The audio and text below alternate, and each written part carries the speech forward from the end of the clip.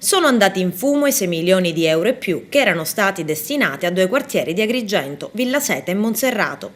Si tratta dei fondi che la Regione Sicilia aveva stanziato nel lontano 1997 per completare le opere di urbanizzazione di queste due maxizone, soldi che sarebbero serviti alla rete viaria ed anche per il campo da rugby.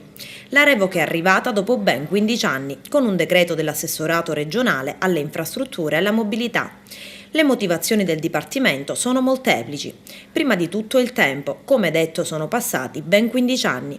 Nel frattempo le risorse finanziarie, 6 milioni, sono venuti meno. Non ci sarebbe dunque una disponibilità di cassa. Secondo poi, stando a quanto affermato dal Dipartimento, la mancata presentazione dei progetti delle opere potenzialmente edificabili da parte dello IACP, Istituto Autonomo Case Popolari. E questa seconda motivazione viene duramente contestata dal segretario generale della CGIL di Agrigento Massimo Raso e dal segretario della Camera del Lavoro di Villa Seta Carmelo Volpe. Secondo i due, infatti, la motivazione relativa alla mancata progettualità non avrebbe senso.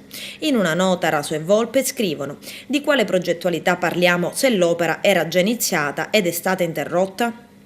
I lavori erano stati avviati, poi di mezzo ci fu l'operazione Altamafia ed una successiva rescissione ad inizio del 2002, poi l'appalto alla ditta Ecoter che per anni ha atteso di poter iniziare i lavori.